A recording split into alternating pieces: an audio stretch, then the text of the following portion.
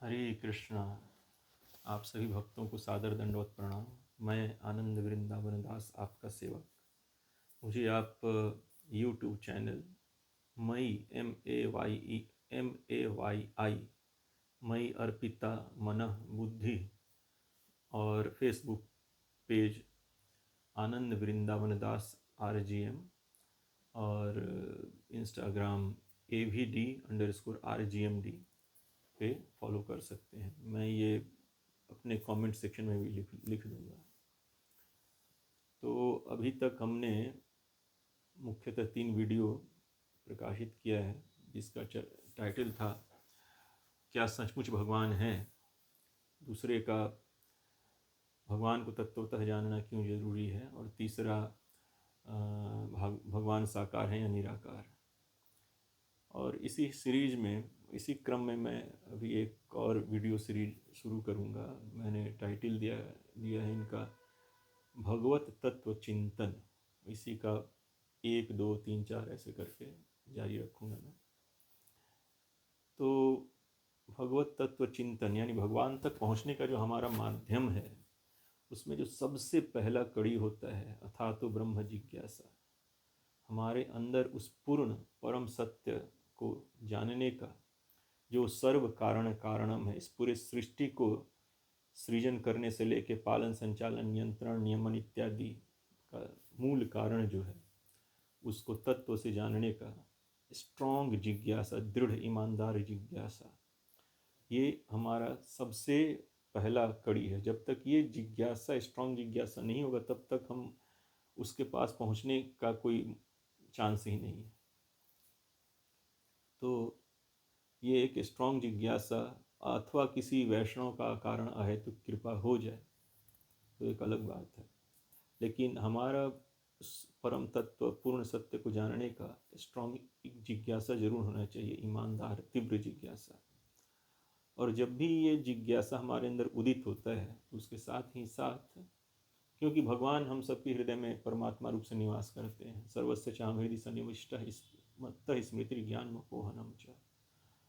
तो अगर हमारा जिज्ञासा उनको जानने का स्ट्रांग हो, ईमानदार हो, दृढ़ हो, कॉम्प्रोमाइज़ न करने वाला हो किसी तरह से, बल्कि उन तक पहुँच कर ही, मतलब उन तक पहुँचना स्ट्रांगली चाहता हो, तो भगवान भी सपोर्ट करते हैं। उस जिज्ञासा के स्वरूप जो भी हमें विचार समाज में देखने को सुनने को मिलते हैं, तो उसमें क्या स्वीकार करना है, क्या नहीं स्वीकार करना है, ये ज्ञान भी भगवान देते हैं, ये बुद्धि भी भगवान देते हैं हमको। तो हमारा जिज्ञासा उनको जानने का ईमानदार होना चाहिए। समाज में बहुत सारे सो कॉल्ड विचारक होते हैं, और उनसे प्रभावित होने वाले ही बहुत लोग होते हैं। तो और ऐसे विचारक, कोई जरूरी नहीं कि सारे के सारे विचारक मतलब सही बात ही बताएं, या वो जो कह रहे हैं वो पूर्ण सत्य हो। तो किस बात को स्वीकारना है, किसके बात को नहीं स्वीकारना है, ये चेतना भी, ये ज्ञान भी भीतर से भगवान देते हैं हमको, और बुद्धि भी देते हैं जिसपे हम उनके विचारों को, उनके तर्क शक्ति को, उनके तर्क को हम परख सकें। ये भी भगवान अंदर से ज्ञान बुद्धि देते हैं। तो समाज में बहुत सारे विचारक हैं, नास्तिक भगवत भक्त भी हैं बहुत कुछ। आज के समय उनका संख्या कम है, जबकि बहुत ही कम है। लेकिन अधिकांश लोग या तो नास्तिक होते हैं, या एक समुदाय, एक वर्ग जिसको एग्नोस्टिक कहा जाता है शायद, वो होते हैं। वो संदेह करते हैं, वो ना अपने आप को पूर्णतया नास्तिक कहते हैं, ना ही अपने आप को पूर्णतया आस्तिक कहते हैं। वो संदेह करते रहते, भगवान है कि नहीं है, भगवान है तो जैसा कि वेद शास्त्र इत्यादि में लिखा गया वैसा नहीं है, उसका कुछ और ही, वो उनको पकड़ नहीं पाते हैं, लेकिन उस पर अपना संदेह जाहिर करते रहते हैं। तो वो अधिकांशतः नास्तिक हो चाहे एग्नोस्टिक टाइप के लोग हों, वो वेद शास्त्र के विरोधी ही होते हैं। वेद शास्त्र को लोग स्वीकार नहीं करते, या वेद शास्त्र में, भागवत गीता, भागवतम इत्यादि में जैसा भगवत तत्व का निरूपण किया गया है, बताया गया है, उसको नहीं स्वीकार करते। वो अपना ही कुछ एजेंडा चलाते रहते हैं। तो इसमें किसी व्यक्ति का विरोध नहीं है एक्चुअली, बल्कि उस व्यक्ति के उक्ति का विरोध होता है, या उससे सहमत होना और असहमत होना। क्योंकि किसी व्यक्ति का जो विचार है, उसका उक्ति जो है, टाइम टू टाइम बदल सकता है। आज वो कुछ कह रहा हो सकता है कल उसका विचार कुछ और हो, कुछ परिवर्तित विचार हो, कुछ और कह सकता हो। तो व्यक्ति का विचार उक्ति जो होता है परिवर्तनशील होता है। तो इसलिए व्यक्ति विरोध से या व्यक्ति के बात से सहमत होने से ज़्यादा विचार का महत्व ज़्यादा है। तो इसलिए लोग देखते हैं, लोग कहते हैं विचारधारा। व्यक्ति धारा कोई नहीं कहता है, विचारधारा। वो एक जैसा विचार बहुत सारे व्यक्तियों का भी हो सकता है। तो आजकल समाज में बहुत सारे सो कॉल्ड बुद्धिजीवी कहे जाने वाले लोग सेल्फ एक्लेम्ड बुद्धिजीवी बन गए हैं, और लोग उनको बुद्धिजीवी के रूप में स्वीकार करते भी हैं। और उनसे भगवान के बारे में कई बार उन सब का लॉजिक तर्क अगर मैं देखता हूँ एक ही जैसा, एक टाइप का ही रहता है, और उसी के हिसाब से वो बोलते रहते हैं, और बहुत सारे लोग उनका समर्थन भी करते हैं, उनसे प्रभावित भी होते हैं। तो अगर मैं असहमत हूँ उनके किसी बात से या किसी विचार से, तो मेरा भी अधिकार बनता है कि मैं भी अपना विचार व्यक्त करूँ। तो दोनों चीज़ रहना चाहिए ना, कि भाई आप इस चीज़ को स्वीकार कर रहे हैं तो इसमें आपने क्या इन पॉइंट्स पर ध्यान दिया जो ये बातें कह रहे हैं, ताकि उनको उनके बात को स्वीकार करने से पहले। तो कोई भी विचारक अपना विचार व्यक्त करना चाहता है, जैसे उनको आज़ादी है वैसे हमें भी आज़ादी है। तो मैं ऐसे बहुत सारे लोगों से इस टाइप का बात सुनता हूँ। तो मुझे रिसेंटली भी अभी एक सोशल मीडिया के ऊपर एक ऐसे ही व्यक्ति का विचार सुनने को मिला, जिससे मुझे प्रेरणा और मिला कि मैं उसके बारे में कुछ कहूँ, कुछ बोलूँ। तो वही फिर एक रिफ्रेशिंग आइडिया, हालांकि इसमें से बहुत सारा पोर्शंस मैंने पहले के वीडियोस में कवर किया है। क्या सचमुच भगवान है? क्या भगवान को तत्वतः जानना क्यों जरूरी है? भगवान साकार है या निराकार? तो लेकिन उसको इस एक वीडियो में मैं उनके पॉइंट्स के उत्तर के रूप में मैं थोड़ा और एलाबोरेट करना चाहता हूँ, थोड़ा और डिस्कस करना चाहता हूँ। तो उनका, मैं किसी एक व्यक्ति का बात नहीं कर रहा हूँ, लेकिन ऐसे सीरीज ऐसे ही व्यक्तियों का विचार आता रहता है। तो उस लेटेस्ट मैंने उनका देखा, तो मैं उन्हीं के विचारों के ऊपर मैं कुछ चर्चा करना चाहता हूँ। जैसे उनके विचारधारा के लोग कहते हैं कि भगवान हो भी सकते हैं, नहीं भी हो सकते हैं, या हो सकता है ये पूरा सृष्टि जो है थ्योरी ऑफ इवोल्यूशन के हिसाब से चलता हो, अपने आप हो रहा है, कोई ठीक नहीं है। और ये कहते हैं कि जैसे सृष्टि आज के विज्ञान के मैन मेड मनुष्य के द्वारा जो बनाए गए विज्ञान, उसके आधार पे कहते हैं कि ये सृष्टि तो अरबों खरबों साल पहले से चल रही है, लगभग एक टाइम देते हैं 1400 करोड़ साल पहले से चल रही है। और इसमें भी जो सोचने का जो क्षमता हुआ है, जो सोचने वाली जो प्रजाति जो जन्मी है जो इस सृष्टि में, वो आज से करीब 70,000 साल पहले ही जन्मी है। यानी अरबों खरबों साल से सृष्टि चल रही है, प्रोसेस चल रहा है, और उस प्रोसेस में जो सोचने वाला जो क्षमता जो उसके अंदर आया है, वो आज 70,000 साल पहले आया है। और उस 70,000 साल में भी जो फिलोसफिकल दृष्टिकोण मनुष्यों में, सोकॉल्ड मनुष्यों में जो डेवलप हुआ है, वो लगभग 2,500 साल पहले ही डेवलप हुआ है। उसके पहले 67,500 साल तक पहले वो उसमें वो भी नहीं था, उतना भी सोचने का क्षमता नहीं था। और फिर 2,500 साल में जो सोचने का क्षमता हुआ, उसके हिसाब से जैनिज़्म, बुद्धिज़्म, इस्लाम, क्रिश्चियनिटी, हिंदुइज़्म, ये सब जन्म लिया, ये सब आया। और फिर वो कहते हैं कि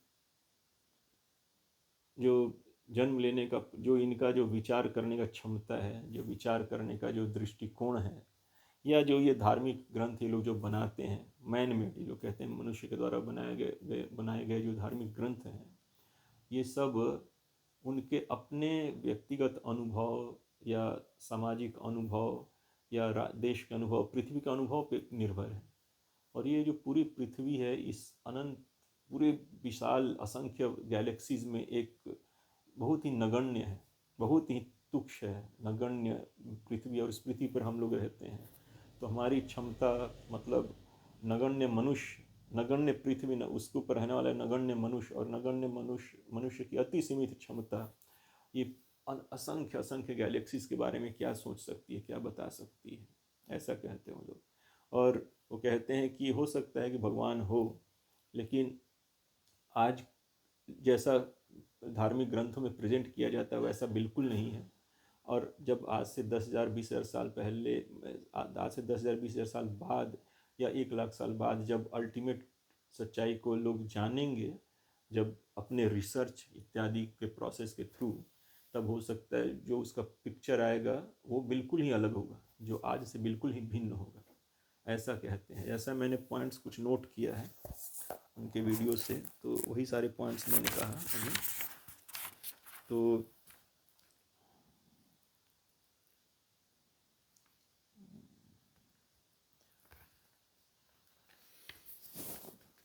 और एक बात और कहते हैं लोग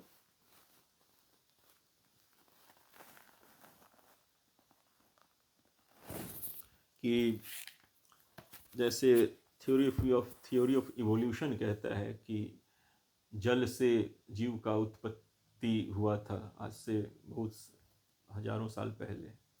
और कहते हैं कि विष्णु पुराण में भी, जो मतलब विष्णु के अवतारों में भी जो पहला अवतार कहा जाता है वो मत्स्य अवतार कहा जाता है। तो कहते हैं कि ये सब जो है ये सारे पृथ्वी के अनुभवों के ऊपर बेस्ड है, इसमें सच्चाई हो भी सकता है, नहीं भी हो सकता है। अभी तो हम लोगों ने मतलब विकास इस जानने के प्रोसेस में है, जब पूर्णतः जानेंगे तो जो पिक्चर होगा बिल्कुल ही अलग होगा वो। एनीवे, अब ऐसे चिंतक और ऐसे जो विचारधारा रखने वाले लोग हैं वो अपने ही विचारों में खोजें तो उनके अपने ही विचार में बहुत सारा कॉन्ट्रडिक्शन आपको देखने को मिलेगा। कि पहली बात जैसे वो कहते हैं कि भगवान हो भी सकते हैं, नहीं भी हो सकते हैं, और हो सकता है एक है तो एक फोर्स के रूप में है। और वो मतलब एक भगवान के होने के बारे में संदेह का स्थिति रहना कि भगवान है कि नहीं है। तो ये, लेकिन मुझे बड़ा आश्चर्य इस बात से होता है कि जो भी चिंतक है, जो भी सोचता है, जो अपने आसपास के अनुभव से ही भले सोचे, वो देख कर सोचे, तो वो ये कैसे निकाल सकता है, इस निष्कर्ष पे कैसे पहुंच सकता है कि जो सृष्टि जो है ये अपने आप ही चल रही है, अपने आप ही हो रहा है सब कुछ, इसमें इसके पीछे कोई नहीं है। आप सोचिए, जैसे एक घड़ा बनाना हो, मिट्टी का घड़ा भी बनाना है, तो आप मिट्टी को रख दीजिएगा तो क्या घड़ा अपने आप बन जाएगा वो? आप हम ये नहीं पूछ रहे हैं कि सृष्टि को बनाने के लिए जो पदार्थ चाहिए वो कहाँ से आए। हम थोड़ी देर के लिए मान लिए कि वो पदार्थ है, कहीं से है वो। जैसे घड़ा के लिए मिट्टी है, तो यदि घड़े के लिए मिट्टी है तो मिट्टी को रख देंगे तो क्या घड़ा अपने आप बन जाएगा? आप कह रहे हैं कि जो विचार करने वाला, जो बुद्धि शक्ति वाला, जो सोचने वाला जो जीव है, वो सृष्टि तो अरबों खरबों साल से चल रही है, लेकिन सोचने वाली जो प्रजाति है ये बस केवल 70,000 साल पहले आई है। तो मैं पूछ रहा हूँ कि उसके पहले कोई सोचने वाला था ही नहीं।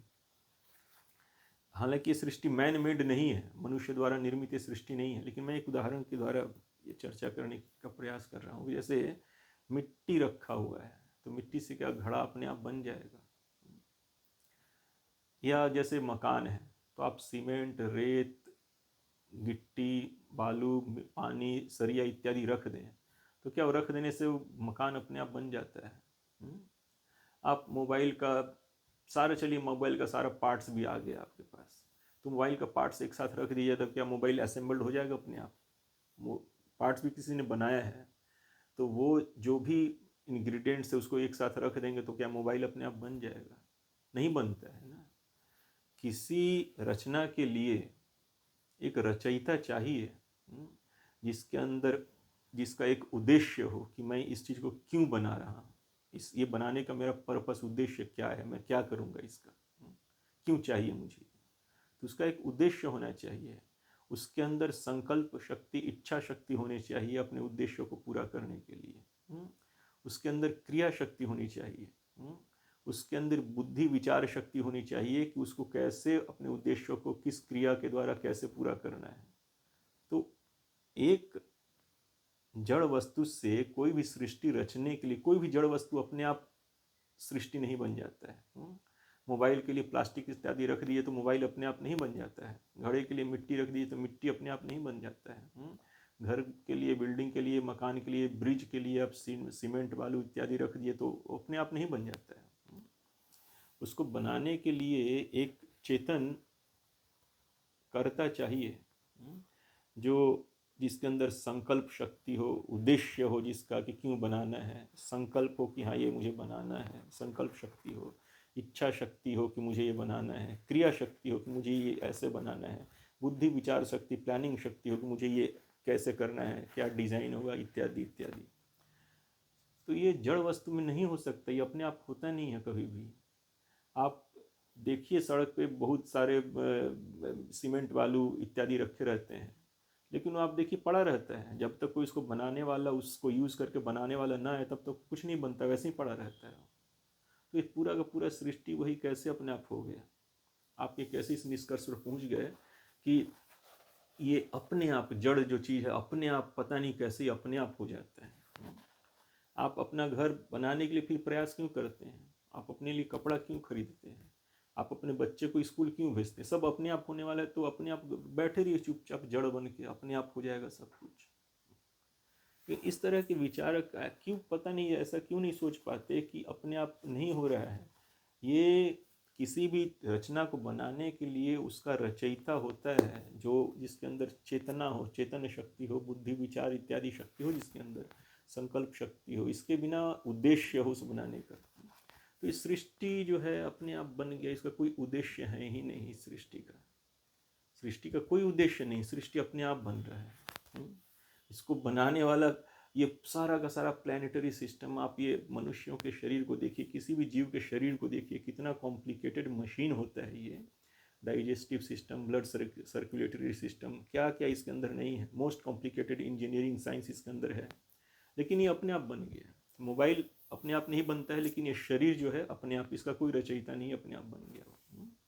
एक बीज से पूरा वृक्ष उत्पन्न हो जा रहा है। एक माता पिता के एक नगण्य अंश से इतना बड़ा एक पूरा मशीन रूपी शरीर पैदा हो जा रहा है।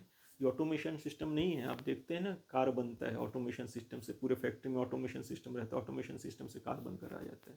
लेकिन वो ऑटोमेशन सिस्टम किसी का है, किसी ने उसको बनाया है। उसके बनाए हुए तहत तो ऑटोमेशन सिस्टम काम करता है। तो आप एक बीज से वृक्ष उत्पन्न हो जा रहा है, और आम के बीज से आम का ही वृक्ष उत्पन्न होगा, उससे आम का ही फल मिलेगा।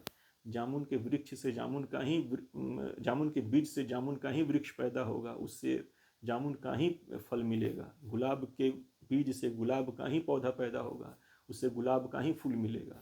आम के पेड़ से कभी जामुन नहीं फलता है, सेब नहीं फलेगा आम के पेड़ पे, और सेब के पेड़ पे कभी आम का फल नहीं आएगा। गुलाब के फूल के पौधे से कभी चमेली नहीं आता है। तो इतना नियंत्रण आप देख रहे हैं, इतना ऑटोमेशन सिस्टम काम कर रहा है हर जगह पे। इतने जीवों के शरीर का निर्माण, इतने वृक्ष पौधों एक बीज से उत्पन्न हो जा रहे हैं। ये इतना ऑटोमेशन सिस्टम, इंजीनियरिंग काम कर रहा है, लेकिन फिर भी आप ये नहीं सोच पा रहे हैं कि नहीं, इसके पीछे जरूर कोई ना कोई रचयिता है, कोई नियंता है, कोई पालक है। मोबाइल बनाने वाले को तो हम लोग देखते नहीं है ना, लेकिन फिर भी हम जानते हैं कि इस मोबाइल को किसी ने बनाया है, अपने आप नहीं बना हुआ है।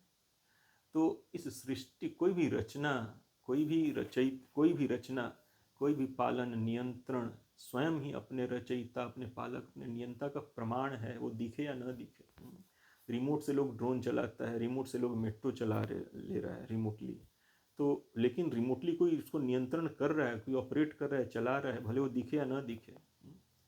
तो इस तर्क से कि चूंकि वो सृष्टि इतना विशाल है, इतना देश काल से परे है, तो इसके रचयिता, इसके सृष्टा, इसके पालक नियंता को इग्नोर कर देना, बोलना कि वो है कि नहीं मैं नहीं जानता हूँ, इस तरह का भ्रम फैलाना, और उसके बाद अपने आप को विचारक कहना, बुद्धिजीवी का ठप्पा अपने ऊपर लगा लेना, ये कहाँ तक बुद्धिमानी है? आप नहीं जानते हो तो दूसरों को दिग्भ्रमित मत कीजिए, दूसरों को कॉन्फ्यूज मत कीजिए। तो और क्या कहते हैं कि लोग जब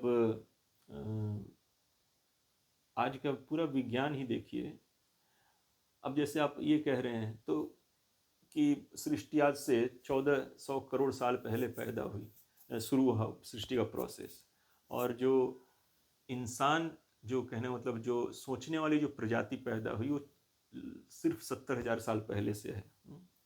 अब बताइए वो कैसा, आप बोल रहे हैं कि सृष्टा हो भी सकता है, नहीं भी हो सकता है, और मैं मानता हूँ कि एक शक्ति है। तो कैसी शक्ति है कि कैसा सृष्टि बना रही है वो, कि उसको 1400 करोड़ साल से सृष्टि बना रही वो शक्ति, और उसमें सोचने वाली प्रजाति सिर्फ 70,000 साल पहले ही पैदा कर पाई हो। जड़ वस्तु से, जड़ वस्तु में सोचने का क्षमता आज तक, जैसे कोई भी चीज़ है, इस ये जो एक वस्तु, इसमें सोच, आप क्या सोचते हैं कि इसमें 1000 2000 साल 5000 साल बाद इसमें सोचने का क्षमता आ जाएगा अपने आप? नहीं आ सकता है। ये जड़ वस्तु जड़ ही है। कुछ भी ले लीजिए, ये भी कोई भी चीज़ ले लीजिए, जड़ जड़ होता है, वो सोच नहीं सकता है। वो आप उसको 1000 साल 2000 साल 10,000 साल 20,000 साल रख दीजिए, वो सोचने का क्षमता उसके अंदर नहीं आ सकता है। इसके ऊपर हम चर्चा करेंगे अभी। तो आप कह रहे हैं कि वो सृष्टि जो है बनी, और सृष्टि बनकर उसको करोड़ों अरबों खरबों साल लग गया उसमें सोचने वाली क्षमता पैदा करने में। अब देखिए, हम लोग तो देखते हैं मनुष्य द्वारा, मनुष्य जिसको आप अति नगण्य कहते हैं, अति तुच्छ कहते हैं, उसके द्वारा जब ये सृष्टि बनाया, सॉरी, ये मॉडर्न साइंस जब शुरू हुआ, ये जो सृष्टि है मैन मेड नहीं है। उसमें तो हम सब इस बात को जान सकते हैं, हमने इस सृष्टि न बनाया है, न चला रहे हैं, न इसका पालन पोषण हम नहीं कर रहे हैं, वो कोई है कर रहा है। तो मैन मेड विज्ञान का बात करते हैं, तो मैन मेड विज्ञान भी ऐसे कितना 100-200 साल पुराना होगा, लेकिन अपने 100-200 साल पुराने विज्ञान में मनुष्य ने 100-200 साल में ही आर्टिफिशियल इंटेलिजेंस, रोबोटिक्स बना लिया। भाई एक मानव जैसा एक रोबोट आर्टिफिशियल इंटेलिजेंस वाले से, अब न्यूज़ रीडर सोफिया वोफिया क्या क्या सब इधर उधर हो रहा है कि नहीं हो रहा है? हालांकि हम जानते हैं कि मशीन है, हम में और उसमें समानता नहीं, वो मशीन है, लेकिन फिर भी हम आर्टिफिशियल इंटेलिजेंस ही कहें उसको, तो भी मनुष्य ने 100-200 साल में बना लिया। और जो सृष्टि बना रही, जिसको आप कहने की हो सकता है एक फोर्स है, वो सृष्टि और करोड़ों करोड़ों साल से, अरबों खरबों साल से सृष्टि बना रहे हैं, और उसको सोचने वाली प्रजाति बनाने में इतना टाइम लग गया, अरबों खरबों साल लग गया, और आप उसके सामने बिल्कुल नगण्य हैं। आपने 100-200 साल में एक आर्टिफिशियल इंटेलिजेंस वाला एक एंटिटी बना लिया, एक वस्तु बना लिया, लेकिन उसको इतना टाइम लग गया। तो आपके तर्क में ही एक तरह से क्या कह सकते, कॉन्ट्रडिक्शन है, आपके सोचने की प्रोसेस में कॉन्ट्रडिक्शन है। और आप कहते हैं कि जो मनुष्यों ने जो धर्म इत्यादि बनाए हैं, जैसे जैनिज्म बुद्धिज्म, तो जहाँ तक मैं समझता हूँ वो नास्तिक विचारधारा ही हैं, क्योंकि वो सृष्टा नियंता पालक रूपी किसी सर्वशक्तिमान एंटिटी को वो लोग नहीं मानते, मुझे जहाँ तक जानकारी है। और जहाँ तक क्रिश्चियनिटी और इस्लाम का बात है, तो वो लोग एक सत्ता को मानते हैं, जिसको वो लोग अल्लाह कहें, गॉड कहें। तो वो लोग एक एंटिटी को मानते हैं कि जिसने, जो रचयिता है, जो रचना किया है, जो पालन संचालन कर रहा है, लेकिन वो इस सत्ता को मानते हैं, लेकिन वो सत्ता कौन है, कैसा है, वो नहीं बताते जहाँ तक मुझे पता है। और वैदिक ग्रंथों में उस सत्ता को भी स्वीकारा गया है कि हाँ वो सत्ता है, सर्वशक्तिमान सत्ता है, जो सृष्टि कर रही है, पालन संचालन नियंत्रण नियमन कर रही है। और फिर आगे उसी वैदिक ग्रंथों में आगे आगे क्रमशः चल के बताया गया है कि वो सत्ता कौन है, कैसा है, उसका रंग रूप सब बताया गया है, उसका क्रिया कर्म को जो भी है सब बताया गया है, वो उसके दिव्याति दिव्य गुणों को भी प्रकाशित किया गया है। तो एनीवे, आपने कहा कि जो मनुष्य इस सृष्टि में जो भी धर्म इत्यादि के ऊपर जो स्क्रिप्चर्स मनुष्यों ने बनाया है, वो उनके व्यक्तिगत सामाजिक या राष्ट्र या पृथ्वी के ऊपर जो अनुभव है, उस अनुभव के ऊपर ही उन्होंने बनाया है। मतलब आप ये इस बात को स्वीकार करते हैं कि वो जो भी अल्लाह गॉड इत्यादि कह रहे हैं, भगवान कह रहे हैं, उसको उन्होंने अनुभव किया है। आपने कहा कि वो अपने अनुभव से बनाया है, तो इसका मतलब उस अल्लाह गॉड भगवान जो भी एंटिटी है उसको उन्होंने अनुभव किया है, तभी तो उन्होंने उसके बारे में लिखा है। तो आप एक तरफ ये भी कह रहे हैं कि वो इनका जो अनुभव है अति तुच्छ है, इनका संकुचित अनुभव है, और दूसरी तरफ आप ये भी कर रहे हैं कि उस परम पूर्ण सत्य, परम सत्ता भगवान अल्लाह इत्यादि का अनुभव किया है। आपके बात से ऐसे ही ये निकाला जा सकता है, आपने डायरेक्टली बात नहीं कही लेकिन आपके बात से ये निकाला जा सकता है कि आप जब ये कह रहे हैं कि उन्होंने अपने अनुभव से बनाया है ये सारे धार्मिक शास्त्र, तो उन्होंने जो भी अल्लाह गॉड एंटिटी, जो भगवान रूपी एंटिटी है, उसको उन्होंने अनुभव किया, तभी तो उन्होंने बनाया है। तो लेकिन जब उन्होंने अनुभव करके बनाया तो फिर आप उसको गलत कैसे कह रहे हैं? तो ये एक कॉन्ट्रा, तो इस तरह हम देख रहे हैं कि इनके वक्तव्य में कॉन्ट्राडिक्शन है। अब जैसे मनुष्य द्वारा ही आप कह रहे हैं कि मनुष्य अपने अनुभव से धार्मिक ग्रंथों का रचना किया, तो वो अति सीमित क्षमता वाले मनुष्य द्वारा बनाया गया ये धार्मिक ग्रंथ अपूर्ण है, इसमें पूर्ण सत्य का प्रकाशन नहीं है। लेकिन अब उसी अपूर्ण क्षमता वाले मनुष्य द्वारा बनाए गए सो कॉल्ड मनुष्य विज्ञान के द्वारा निर्धारित होता है कि ये सृष्टि जो है 1400 करोड़ साल पुरानी है। आप इस बात से कैसे यकीन करते हैं कि ये सृष्टि 1400 करोड़ साल पुरानी, आप कैसे आप वेरीफाई करके इसको स्वीकार करते हैं? ये यही मैन मेड ज्ञान कहता है, तुक्ष मानव द्वारा निर्मित ज्ञान कहता है कि 70,000 साल पहले सोचने समझने की क्षमता डेवलप हुई। आप इस बात को कैसे खुद वेरीफाई करते हैं कि नहीं ये बात सही है, जो 70,000 साल पहले सोचने समझने वाली क्षमता वाली प्रजाति उत्पन्न हुई? आप खुद उन्हीं मनुष्यों द्वारा बनाए गए, जो आप कहते हैं कि धार्मिक ग्रंथ जो इन्हीं मनुष्य द्वारा बनाए, हालांकि जो वेद पुराण है वो अपौरुषीय कहे जाते हैं, मानव निर्मित नहीं है। वो जो सृष्टा है, जो मूल सृष्टा, रचयिता, पालनकर्ता, संचालक, नियामक, नियंत्रक हैं, उनके द्वारा दिया गया है, वाणी है वो। लेकिन आप कहते हैं कि मनुष्य द्वारा निर्मित है, वो अपूर्ण है, लेकिन उसी मनुष्य द्वारा निर्मित आज के विज्ञान को आप सत्य मान रहे हैं। उसके द्वारा सृष्टि के बारे में जो बात कही जाती है, theory of evolution, big bang theory, 1400 crore साल पुरानी बात, तो इन बातों को आप सत्य मान रहे हैं, हालांकि आप में खुद उनको वेरीफाई करने की क्षमता नहीं है।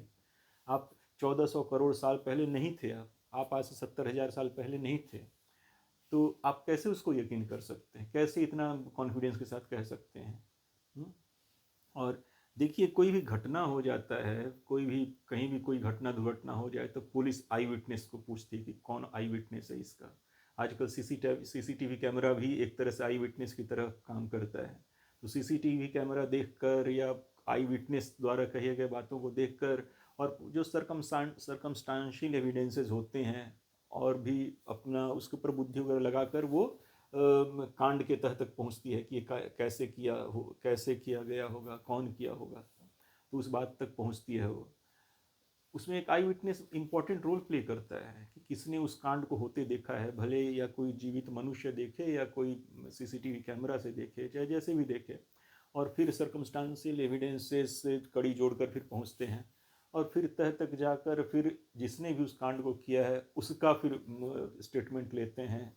भाई तुमने ये सारे स्टेप समझा कर उससे स्टेटमेंट वो उससे कबुलवा लेते हैं। वो मतलब हर बार कोई बाई जरूरी नहीं बाई फोर्स कबुलवा ले, बल्कि वो सर्कमस्टांशियल एविडेंसेस और बाकी जितने सबूत हैं उनके समक्ष वो झूठ बोल नहीं पाता है।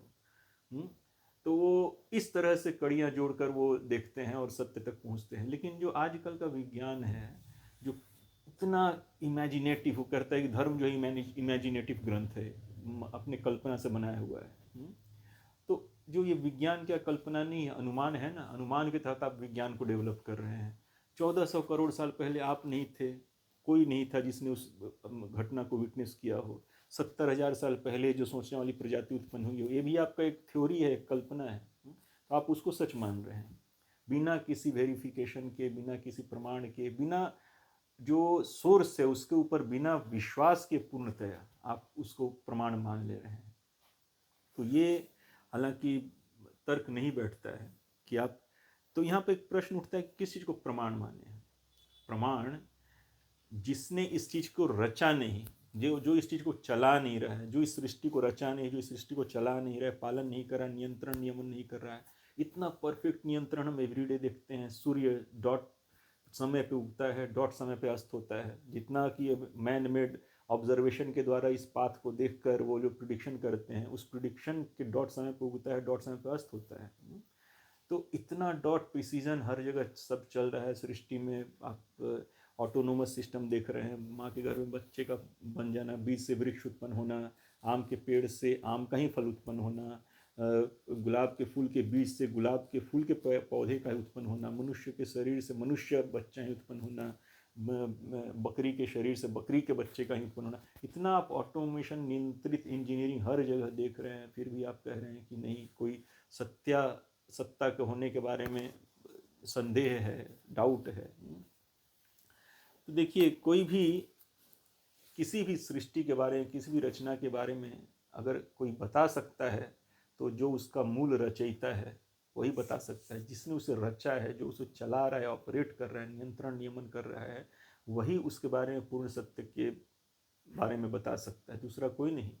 वही सर्वसमर्थ, सर्वज्ञ, सर्व तरह से परिपूर्ण जो सत्ता, उसी को भगवान कहा जाता है, उसी को परम सत्य, पूर्ण सत्य कहा जाता है। और वही हमको इस सृष्टि के बारे में अपने डायरेक्ट अपने वाणी से और भक्तों के हृदय में प्रेरित करके बताता है हमको इसके बारे में। आप सोचिए, प्रधानमंत्री हो, चाहे कोई भी देश का कोई गवर्नमेंट हो, सरकार हो, जनता के लिए कोई भी योजना बनाता है तो जनता से शेयर करता है उसके बारे में कि हम आपके लिए ये कर रहे हैं, ये कर रहे हैं, ये करने जा रहे हैं, ब्ला ब्ला ब्ला। तो जिसने इस सृष्टि को रचा है वो क्या हमको इसके बारे में बताएगा नहीं कि इसका उद्देश्य क्या है, हम क्या हैं, कौन है, सृष्टि कैसे चल रहा है, ये इसके बारे में वो नहीं बताएगा। वो बताएगा, वो भी बताएगा। तो वही शब्द प्रमाण है, उसके द्वारा, उसके वाणी के द्वारा, उस सर्वसमर्थ सर्वज्ञ के वाणी के द्वारा जो शास्त्र उत्पन्न हुए हैं, वेद, भागवत गीता, भागवतम, और उसके भक्तों के हृदय में प्रेरणा देकर जो उसने सत्य का उद्घाटन किया है, प्रकाशित किया है जो सत्य, वही शब्द प्रमाण वेद शास्त्र और मुख्यतः भागवत गीता और भागवतम उस सत्य का प्रकाशन करते हैं। एनीवे, और एक दूसरा बात, आप लोग जैसे कहते हैं कि विष्णु जो का प्रथम अवतार मत्स्य अवतार था, और आज का जो थ्योरी ऑफ इवोल्यूशन कहता है कि जल से सृष्टि का उत्पन्न हुआ। तो ये एक थोड़ा भ्रम है, मैं इसको क्लियर करना चाहता हूँ कि ऐसा नहीं कि जिस समय मत्स्य अवतार हुआ था भगवान का, उस समय कोई जीव जंतु, अन्य जीव जंतु नहीं थे। आप भागवत पढ़िए, उसमें क्लियरली लिखा हुआ है कि जिस समय मत्स्य अवतार हुआ था, मत्स्य अवतार 2 बार हुआ था जैसा कि भागवत में कहा गया है। और भागवत एक बार, जैसे थोड़े सा और बता दें, जैसे भगवान सृष्टि करते हैं, तो भगवान सृष्टि करते हैं तो जो प्रथम जीव होते हैं ब्रह्मा जी होते हैं। भगवान पूरा सृष्टि का जो इंग्रेडिएंट्स वगैरह वो पैदा कर देते हैं। जो होता है ना, इस घड़े के लिए मिट्टी कहाँ से आएगा, तो उस मिट्टी के स्रोत भगवान है। इस पूरे सृष्टि का जो रॉ मटेरियल जो कुछ भी चाहिए वो सब भगवान देते हैं, भगवान से उत्पन्न है वो सारा का सारा। भगवान जो पंचभूत है, पृथ्वी, जल, अग्नि, वायु, आकाश, ये 5 भूत भगवान प्रकट करते हैं, भगवान से उत्पन्न होता है। और उसके बाद जो सूक्ष्म तत्व हैं, मन, बुद्धि, अहंकार, वो भी भगवान से उत्पन्न होता है।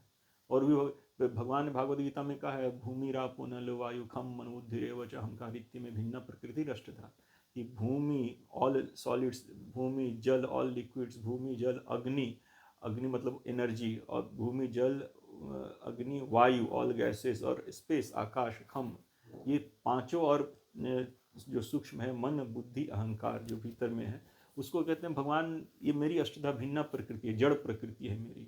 और फिर कहते हैं अपरेयम इतस्त्वान्यम प्रकृति विद्धि में पराम जीवभूतम महाभाव यदम धार्यते जगत। तो इस जड़, मेरी इस जड़ प्रकृति से जो श्रेष्ठ मेरी जो प्रकृति है वो मेरी ये जीव प्रकृति है। जीव प्रकृति जिसमें जो चेतना है, जीव प्रकृति जो चेतना है, जिसमें सोचने समझने की थिंकिंग पावर है, थिंकिंग विलिंग फीलिंग जिसके अंदर है, जिसमें क्रिया शक्ति है, बुद्धि विचार शक्ति है, वो चेतन शक्ति जो है भगवान की जीव शक्ति, जो कि हम लोग हैं इस देह में, देही के रूप में हम निवास करते हैं। तो इस देह में जब चेतना है, जब जीव है, तब तक ये देह सजीव महसूस होता है। इस देह से जब चेतना निकल जाती है, जीव शक्ति निकल जाती, देह को छोड़ देती है, तो ये यही शरीर जो अचेतन की तरह लगता है, पूरा अचेतन हो जाता है इसमें। तो जो चेतना जो है वो एक अलग एलिमेंट है। जो लोग ये थ्योरी देते हैं कि सृष्टि का भी सृष्टि होता रहा, चलता रहा, और पता नहीं कुछ केमिकल रिएक्शन होते 70,000 साल पहले, 1400 करोड़ साल की सृष्टि है, उसमें सिर्फ 70,000 साल पहले चेतना उत्पन्न हो गया केमिकल रिएक्शन के तहत। तो आज तक इतने वैज्ञानिक लोग काम कर रहे हैं, तो क्यों नहीं किसी केमिकल रिएक्शन से चेतना उत्पन्न कर देते हैं। चेतना एक बिल्कुल अलग प्लेटफॉर्म है, अलग एलिमेंट है, वो भगवान की एक अलग शक्ति है। जड़ शक्ति एक अलग शक्ति है और चेतन शक्ति एक अलग शक्ति है। जड़ वस्तु कभी भी उसमें सोचने समझने का शक्ति नहीं रहता है। जैसा हमने बताया कि कोई भी चीज़ है, ये वस्तु, इसमें किसी भी केमिकल रिएक्शन करवा दीजिए, ये कभी भी चेतन नहीं बन सकता है, जड़ ही रहेगा। और जो चेतन है वो चेतन है, जीव शक्ति। तो ये चेतन शक्ति, जड़ शक्ति अलग, दो अलग तत्व हैं, अलग एंटिटी हैं। इसको आप ऐसे ही कभी भी जड़ शक्ति जो है, जड़ वस्तुएं केमिकल रिएक्शन कर करके कभी चेतना नहीं बन सकती हैं। तो अगर होता तो क्यों नहीं आज तक वैज्ञानिक इतना एक्सपेरिमेंट करते, जो दावा करते हैं तो प्रूफ करके दिखाएं वो। अगर इतने सारे देखिए कितने कबाड़, घर में कितना सारा कबाड़ एक साथ रखा रहता है, तो कभी आपने सुना है कि उतना सारा कबाड़ एक साथ इकट्ठा होके केमिकल रिएक्शन करके चेतन बन गया अपने आप? कभी ऐसा कभी हुआ नहीं है। इस तरह के अतार्किक सोच, मतलब, और सोच को पालना और दूसरों को देकर उनको भी गुमराह करना, ये गलत बात है। जिस बात के बारे में आप खुद श्योर नहीं है उसको मत फैलाइए। भगवान ने कहा है कि क्या कहा है, तद विधि प्रणिपातेन परिप्रश्नेन सेवया उपदेक्षन्ति ते ज्ञानम ज्ञानिनास तत्वदर्शिना। अपने इन परम तत्व पूर्ण सत्य के संबंधित जिज्ञासाओं को उनसे जाकर पूछो जिन्होंने इसका पूर्ण साक्षात्कार किया है। जो भगवत कृपा से और भगवान के से जो ज्ञान का प्रवाह हो रहा है, उस प्रवाह को गुरु शिष्य परंपरा से ग्रहण करके जिन्होंने इसका पूर्णतया साक्षात्कार किया है, उनसे जाके अपने इन परम जिज्ञासाओं को पूछो, समर्पित भाव से, सेवा भाव से। तो वो कभी भी इफ बट किंतु परंतु लगाकर नहीं बोलते हैं। लेकिन आजकल के जो मॉडर्न मैन मेड विज्ञान वाले हैं, ये इफ बट किंतु परंतु शायद, लेकिन, ऐसा वैसा, ऐसा हुआ होगा, वैसा हुआ होगा, सब इनका टेंटेटिव ही रहता है। पूर्ण कॉन्फिडेंस के साथ कभी कुछ नहीं बोलते हैं। तो इनके बात पर विश्वास करना, कितना विश्वास करना चाहिए? क्योंकि खुद रचना है, रचयिता नहीं है। तो रचना अगर स्वयं अपने रचयिता के बारे में बताने का प्रयास करे तो कितना परफेक्ट होगा आप खुद इमेजिन कर सकते हैं। मैंने इस सृष्टि को नहीं बनाया तो मैं इसके बारे में बोल नहीं सकता हूँ कि कैसे बना होगा, कैसे क्यों बना होगा, इसका क्या उद्देश्य, मैं बता ही नहीं सकता। क्योंकि सृष्टि मैं ओन नहीं करता, मैं इसे नहीं बनाया हूँ। जो इस सृष्टि को बनाया है, जो इसका ओनर है, जो इसको नियंता है, वो बता सकता है इसके बारे में। वही भागवत गीता, भागवतम वही है। तो ये लोग कहते हैं कि सृष्टि का शुरुआत जो है जल से हुआ है, मछली से हुआ। और वो लोग कहते हैं कि विष्णु का अवतार देखिए, मत्स्य अवतार, फिर कच्छप अवतार, फिर क्या कहते हैं, वाराह अवतार, नरसिंह अवतार है इत्यादि। ये कहते हैं कि ये जो है मनुष्यों के, जीव के इवोल्यूशन को दर्शाता है, जबकि ये बात बिल्कुल गलत है। आप इस बात को वेरीफाई कीजिए, भगवान के विभिन्न अवतारों के बारे में आप जाकर वेरीफाई कीजिए जहाँ पर इनका चर्चा किया गया है। भागवतम में पढ़िए। जैसे भागवतम में आपको हम पढ़ के सुनाते हैं कि भगवान का जो पहला अवतार जो भागवतम के हिसाब से जो रिकॉर्डेड है, जैसे आप सुनिए, भागवतम के प्रथम स्कंद के 3 अध्याय में है, श्लोक संख्या 6, स एव प्रथम देवम कौमारम सर्गमाश्रितः। सृष्टि के प्रारंभ में सर्वप्रथम ब्रह्मा के 4 अविवाहित पुत्र कुमारगण, सनक, सनातन, सनंदन, जो है 4 पुत्र हैं ब्रह्मा के। पहले वो भगवान के शक्तावेश अवतार के रूप में भागवत में लिखा गया है। फिर कर दे द्वितीयम तु सौकरम वपुः, मतलब समस्त यज्ञों के परम भोक्ता ने सुकर का अवतार, द्वितीय अवतार स्वीकार किया।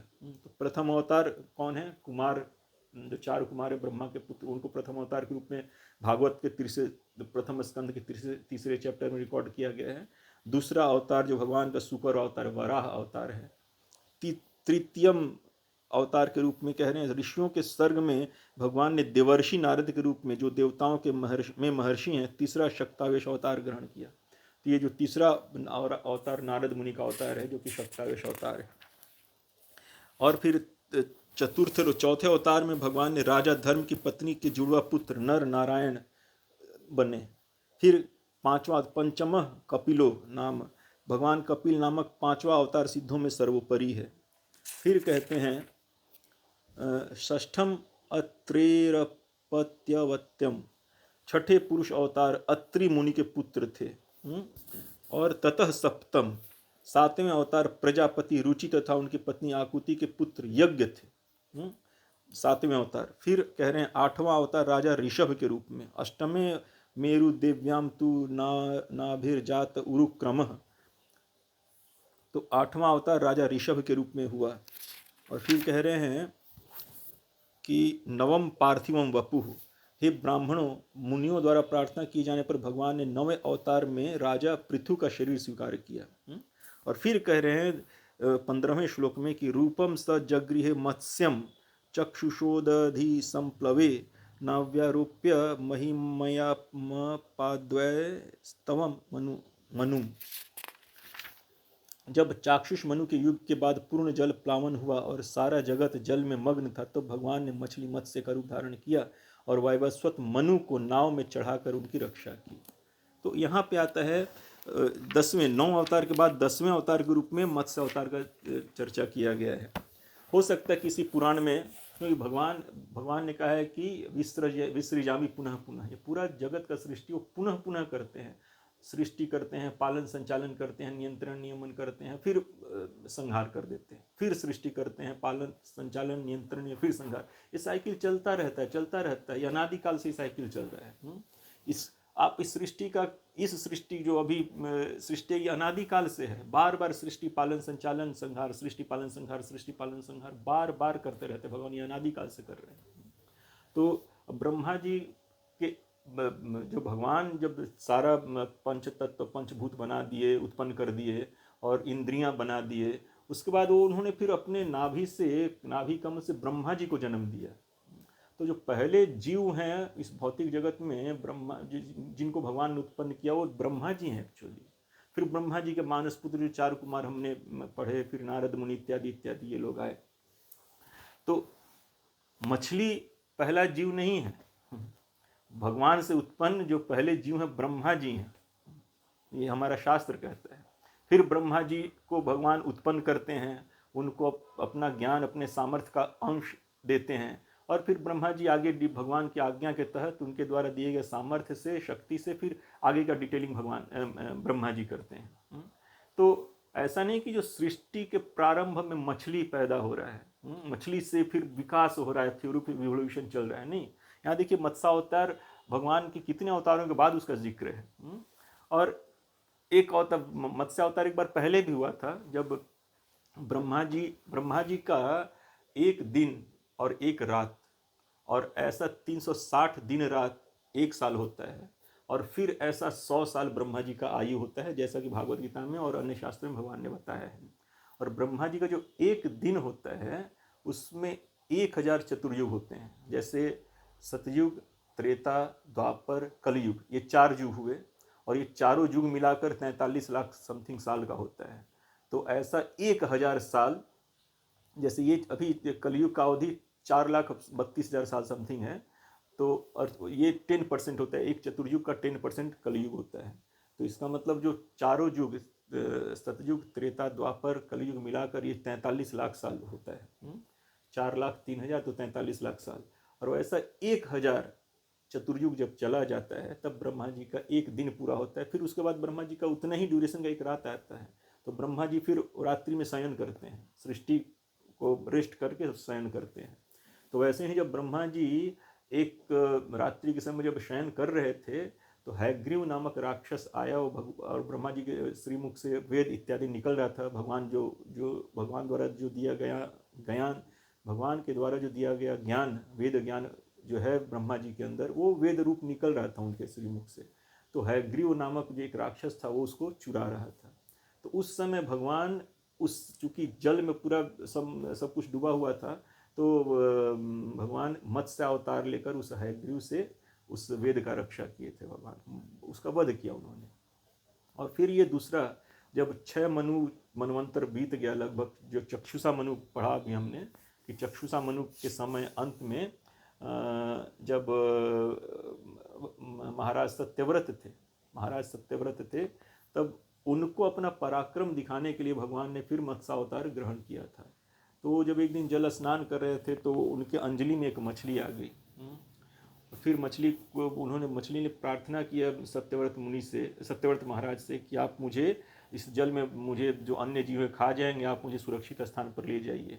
तो फिर उन्होंने ले जाकर अपने कमंडूली में धरा। तो कमंडूली में वो फिर मत्स्य का आकार बढ़ गया कमंडूली से, तो बोला कि नहीं, मुझे किसी बड़े बड़े जल राशि में डालिए। ऐसे करते करते वो जो मत्स्य था बहुत अति विशाल हो गया, वो मैंने मतलब कोसों कोस मैंने बहुत विशाल हो गया वो। तो बोले कि अब महाराज मुझे कोई उचित स्थान दीजिए, मेरे लिए बहुत छोटा पड़े। तो सत्यव्रत महाराज ने उसे फिर उस मछली को फिर उन्होंने डाल दिया उसके अंदर, क्या कहते हैं, समुद्र के अंदर। तो फिर वहाँ भी विशाल समुद्र में भी डाले जाने पर उतना विशाल काय जो मत्स्य था वो फिर बोला कि महाराज यहाँ भी बड़े बड़े मगर रहते हैं, मच्छियाँ रहती हैं, वो मुझे खा जाएंगी।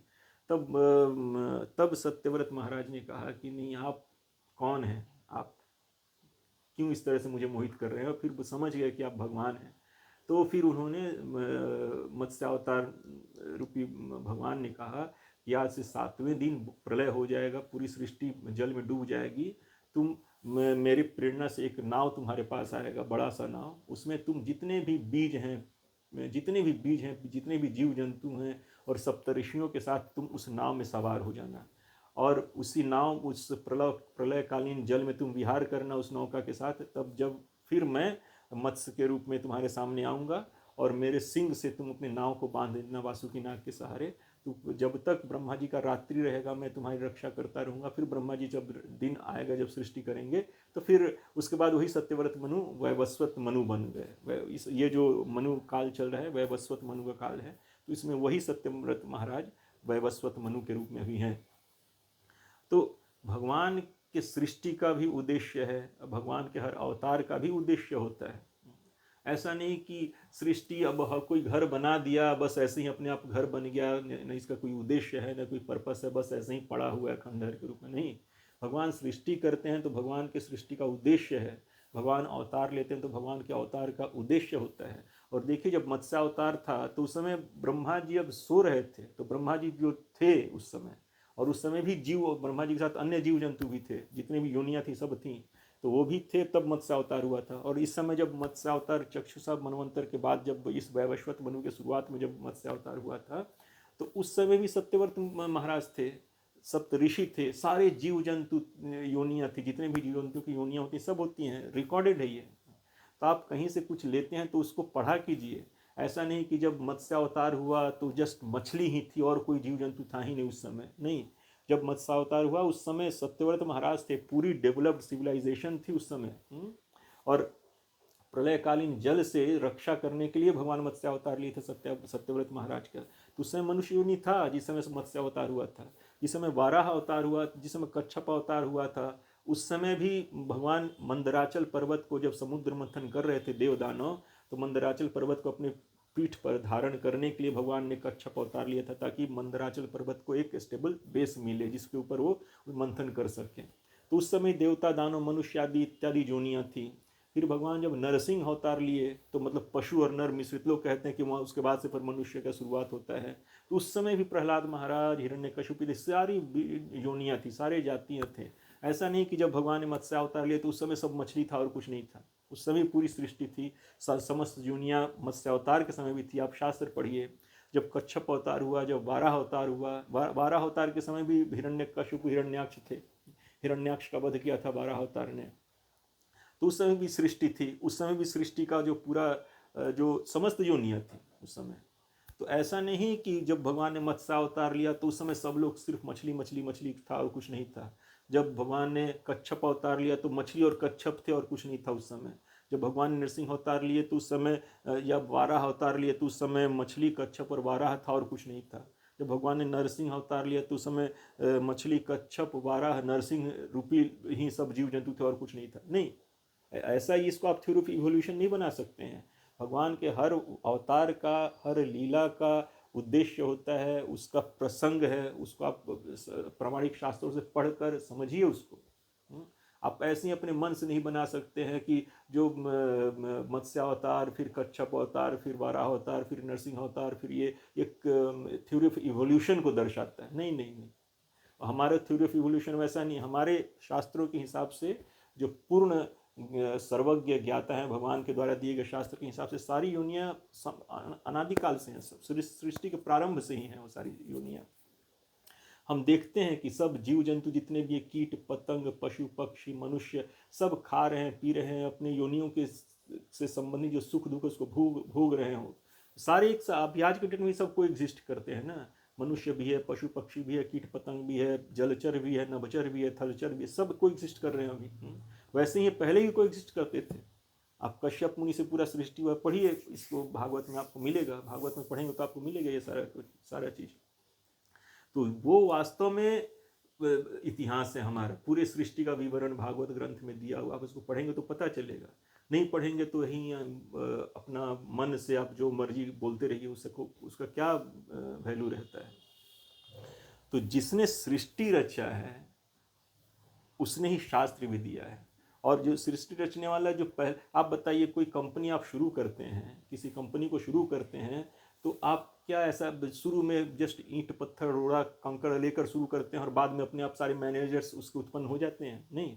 आप जब कोई भी कंपनी शुरू करते हैं तो अच्छे काबिल लोगों को शुरू में अपॉइंट करते हैं ताकि उस कंपनी को, उस ऑर्गेनाइजेशन को ठीक से चला पाए। वैसे ही भगवान सृष्टि बनाते हैं तो वो योग्य लोगों को अपना सामर्थ्य, योग्य लोकपाल, योग्य मैनेजर्स उत्पन्न करते हैं भगवान खुद, और उनको सामर्थ्य शक्ति देते हैं ताकि वो उनके सृष्टि संचालन कर पाए मैनेजर, और वो पर्दे के पीछे रह के सब कुछ नियंत्रण नियमन करते रहते हैं भगवान एज यूजुअल। तो भगवान का शाश्वत धाम है जहाँ पे उनको जानने वाले, उनको चाहने वाले लोग उनके साथ रहते हैं। और ये भौतिक जगत है जहाँ पे हम भगवान को भूल कर भगवान की माया को भोगना चाहते हैं। तो भगवान ने हमारे लिए ये भौतिक सृष्टि रची है जिसका बार बार सृष्टि पालन संहार करते रहते हैं। और भगवान का जो धाम है शाश्वत धाम है। परस तस्मात् तु भाववन्वन अव्यक्तो अव्यक्तात् सनातनः यम प्राप्य न निवर्तन्ते तद्धाम परमम मम। भगवान ने 8वें अध्याय में भागवत गीता में कहा है कि वो शाश्वत धाम है, वो सृष्टि अनादिकाल से अनंत काल तक शाश्वत है, उसका कभी प्रलय नहीं होता। लेकिन ये भौतिक जगत जो है जिसमें ब्रह्मलोक तक है, उसका सृष्टि पालन विनाश भगवान बार बार करते रहते हैं। तो ये हम लोग जो स्वयं सृष्टा है और जो स्वयं ज्ञान अपने भक्तों के हृदय में प्रकाशित करता है, प्रेरित करता है, प्रकाशित करता है और उसको सपोर्ट करके उसको कायम रखता है, तो उस ज्ञान को हमको प्राप्त करना चाहिए जो प्रामाणिक, ईमानदार, सत्यवादी गुरु शिष्य परंपरा से हम तक पहुंचता है। तो इसमें कहीं कोई इफ बट लेकिन इत्यादि नहीं रहता है। ये पूर्ण परिपूर्ण पुरुष से जो स्वयं सृष्टा, पालक, संचालक, नियंत्रक, नियामक है, उस जो सर्वज्ञ है, उसके द्वारा दिया गया ज्ञान है। तो इसमें कोई त्रुटि का सवाल ही नहीं होता है। जैसे ये मोबाइल बनाने वाला ही इस मोबाइल के बारे में पूर्ण सटीक जानकारी दे सकता है, वैसे ही सृष्टि को बनाने वाला, चलाने वाला ही इस सृष्टि के बारे में सटीक जानकारी, पूर्ण ज्ञान और प्रामाणिक ज्ञान दे सकता है, दूसरा कोई नहीं।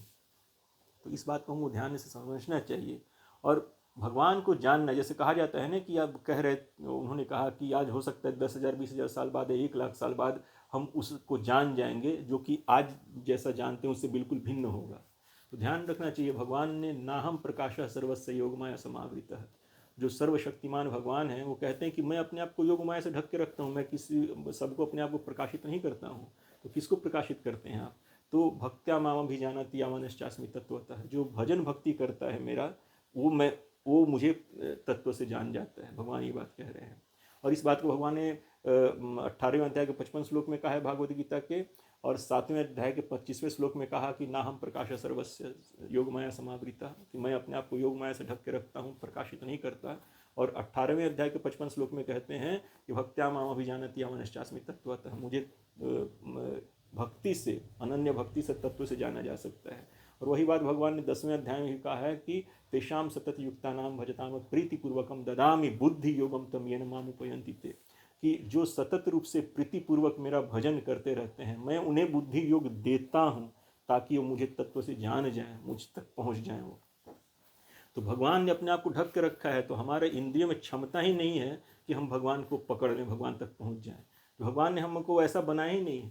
भगवान ने अपने जानने का जो तरीका है भक्ति से बनाया है, अपने हमारे त्रुटिपूर्ण अपूर्ण इंद्रियों से नहीं। ये इंद्रियां हमारी सिर्फ आहार, निद्रा, भय, मैथुन तक सीमित रहती हैं, उसी के ज्ञान तक सीमित रहती हैं, इससे ज़्यादा कुछ नहीं। भगवान को जानना है तो भगवान के द्वारा दिए गए प्रामाणिक गुरु शिष्य परंपरा में रहकर प्रीतिपूर्वक भजन भक्ति करके तब भगवान को हम जान सकते हैं। जैसे 2G फोन से आप कितना भी चाहें 5G का सिग्नल नहीं पकड़ सकते हैं। आप फ़ोन ही जब 2G है तो उसे 5G का सिग्नल कैसे पकड़िएगा। जैसे कोई अंधा व्यक्ति है, वो रूप रंग और दृश्य नहीं पकड़ सकता, उसका अनुभव नहीं कर सकता। कोई बहरा व्यक्ति है, वो शब्द का ध्वनि का अनुभव नहीं कर सकता। वैसे ही हम लोग स्पिरिचुअली ब्लाइंड व्यक्ति हैं। हम स्पिरिचुअल मैटर्स, जो मैटर के पीछे, इस पदार्थ के पीछे जो स्पिरिचुअल कारण है, उसको हम नहीं पकड़ सकते। हमारे इंद्रियों में क्षमता ही नहीं है। एक जीवित व्यक्ति और एक मृत व्यक्ति के बीच हम भेद नहीं कर पाते हैं। हम नहीं समझ पाते कि इस जीवित व्यक्ति के शरीर से जो चेतन जीवात्मा था वो निकल गया, वो हम पकड़ ही नहीं पाते। इंद्रियों से परे है। भगवान का नाम ही अधोक्षज है। अध अक्षज, अध मीन्स बियॉन्ड, अक्ष मीन्स इंद्रिय, ज मतलब अनुभव। जो जिन तक हमारी इंद्रियां पहुंच ही नहीं सकती हैं, जो हमारे इंद्रियों के अनुभव से बिल्कुल परे हैं, वो भगवान का एक नाम अधोक्षज है। उन्हीं भगवान को अधोक्षज कहा जाता है, जो पूर्ण सत्य के स्रोत हैं, पूर्ण सृष्टि के जो स्रोत हैं। तो भगवान को जानने का विधि जो है एक्सपेरिमेंटल नॉलेज नहीं है कि हम अपने इंद्रियों के क्षमता से रिसर्च कर करके भगवान को एक दिन जान जाएंगे। वैसा कभी भी समय आ ही नहीं सकता है। भगवान को जानने का तरीका भगवान ने स्वयं बताया है, अनन्य भक्ति से। भक्ति का मतलब होता है भगवान और भगवान के विशुद्ध भक्तों के प्रति सरेंडर, शरणागति, समर्पण। जब भगवान और भगवान के विशुद्ध भक्तों के प्रति हम समर्पित रहेंगे, उनके वाणी का सेवन करेंगे, तब हम इस पूर्ण सत्य को जान सकते हैं और रियलाइज कर सकते हैं। दूसरा कोई तरीका नहीं है। विज्ञान, मैन मेड विज्ञान भगवान तक पहुंच ही नहीं सकता है, क्योंकि मैन मेड विज्ञान जो है मनुष्य के इंद्रियों द्वारा निर्मित है। और मनुष्य की इंद्रियां हमेशा ही अपूर्ण हैं भगवान तक पहुंचने के लिए। इस पूरे सृष्टि में देखिए ना, कितना नगण्य है। अब अभी हम यहाँ से अमेरिका के बारे में बैठा मैं कुछ नहीं जान सकता। जब तक कोई अमेरिका को जानने वाला उसके बारे में हमको नहीं बताएगा, हमारी इंद्रियां अमेरिका तक जा ही नहीं सकती हैं। इस दरवाजे के बाहर, इस दीवार के बाहर क्या हो रहा है मुझे पता नहीं है कुछ भी। हमारी इंद्रियां इतनी अपूर्ण हैं। तो इस जैसे कि एक अंधा व्यक्ति रूप रंग दृश्य का अनुभव नहीं कर सकता, जैसे एक बहरा व्यक्ति ध्वनि का, शब्द का अनुभव नहीं कर सकता, वैसे ही हम जो स्पिरिचुअली ब्लाइंड लोग हैं, स्पिरिचुअल मैटर्स को हम अपने इन ब्लंट इंद्रियों से, अपूर्ण इंद्रियों से नहीं पकड़ सकते। जैसे 2G फोन 5G को नहीं पकड़ सकता, एक ग्रॉस उदाहरण के लिए 2G फोन 5G तरंगों को नहीं पकड़ सकता, वैसे ही हमारी ब्लंट मैटेरियल इंद्रियां जो हैं स्पिरिचुअल मैटर्स को नहीं पकड़ सकती। जिसका जो सबसे छोटा इकाई है वो आत्मा है। भगवान के स्पिरिचुअल वर्ल्ड का, स्पिरिचुअल सब्जेक्ट का जो सबसे छोटा एक इकाई हो जीवात्मा है। जीवात्मा तक हम नहीं पकड़ सकते। कोई हमारे सामने ही कोई व्यक्ति मर जाए, लेकिन उसके शरीर से जो जीवात्मा उसको छोड़कर निकल जाती है, उसको भी हम नहीं देख पाते, नहीं महसूस कर पाते हम लोग। तो इस तरह से बड़ी बड़ी बातें करना कि हम एक दिन सृष्टि के जड़ तक पहुंच जाएंगे, सृष्टि को पकड़ लेंगे अपने इंद्रियों, अपने रिसर्च, अपने ज्ञान के बलबूते पे, ये बहुत बड़ा मतलब अज्ञान है वास्तव में। ये उसको आप सोचते हैं कि मैं जिस सब्जेक्ट में, जिसमें मुझे महारत प्राप्त है, इतिहास में, भूगोल में, चाहे गणित में, फिजिक्स में, केमिस्ट्री में, तो लोग मुझसे सीखने के लिए आए। लेकिन आप स्वयं स्पिरिचुअल मैटर्स में अज्ञानी हैं, तो लेकिन आप नहीं जानना चाहते हैं कि जो स्पिरिचुअल मैटर्स का जो प्रामाणिक स्रोत है उससे जाकर मैं सीखूं। आप ये सोचते हैं कि लोग मुझसे फिजिक्स केमिस्ट्री पढ़ने के लिए आए क्योंकि मैं उस विषय का ज्ञाता हूँ, लेकिन आप ये नहीं स्वीकार कर रहे हैं कि मैं स्पिरिचुअल मैटर का ज्ञाता नहीं हूँ, तो मुझे उनके पास जाना चाहिए जो स्पिरिचुअल मैटर्स के प्रामाणिक ज्ञानी हैं। तो ये भी एक अहंकार का पार्ट है। लोग जैसे कोई भी है, जैसे मटेरियल टॉपिक पे, जो इंद्रियों द्वारा अनुभूत टॉपिक है, उस पर बोलने में हिचकता है अगर उसको ज्ञान नहीं है। जैसे कोई कहे कि 2 + 2 = 3, तो लोग पकड़ लेंगे गलत पढ़ा रहा है, क्योंकि ये इंद्रियों द्वारा अनुभूत ज्ञान है ये। लेकिन अब स्पिरिचुअल मैटर ऐसा है कि हमारे इंद्रियों के अनुभव से परे है, तो जिसका जो मैटर आता है वो आके बकना शुरू कर देता है, और लोग बस उसके स्टेटस के हिसाब से उसके बात को स्वीकार करने लगते हैं कि यार ये बहुत बड़ा व्यक्ति है, बहुत बड़ा सेलिब्रिटी है, तो ये जो बोल रहा होगा सच बोल रहा होगा, तो ऐसे स्वीकार कर लेते हैं लोग। ये नहीं समझते हैं कि ये उस चीज़ में पारंगत नहीं है। तो हमको हमेशा देखना चाहिए कि जो भी व्यक्ति भगवान के बारे में या भगवान की सृष्टि के बारे में बोलता है, तो उसके पास उसका परफेक्ट ज्ञान है कि नहीं, किस स्रोत से वो ज्ञान प्राप्त किया है। अपने मन से बोलने से कुछ नहीं होता। अपने मन से हम फिजिक्स नहीं सीख सकते हैं, अपने मन से हम केमिस्ट्री मैथमेटिक्स नहीं सीख सकते हैं। तो जो ये सब इंद्रिय के अनुभव का ज्ञान है, तो जो चीज़ इंद्रियों के अनुभव के परे है वो अपने मन से हम कैसे सीख लेंगे। तो उसको भी सीखने के लिए जो प्रामाणिक स्रोत है उसके पास जाकर हमको सीखना पड़ता है। तो उससे समर्प भगवान के प्रति और भगवान के विशुद्ध भक्तों के प्रति जब समर्पण रहेगा तो ये पूर्ण सत्य का प्रकाशन भगवान हमारे हृदय में करेंगे। जैसे उन्होंने कहा है कि तेषाम सततयुक्ता नाम भजताम प्रीतिपूर्वकम ददामी बुद्धि योगम तम ये नमाम उपयंती थे। तो जो मेरा सतत रूप से प्रीतिपूर्वक भजन करता है, मैं उसके हृदय में वो बुद्धि वो ज्ञान दे देता हूँ ताकि वो पूर्णतया मुझे तत्व से जान जाए। तो यही एक तरीका है, दूसरा कोई तरीका नहीं है। भगवान को भगवान की मर्जी के बिना कोई नहीं जान सकता।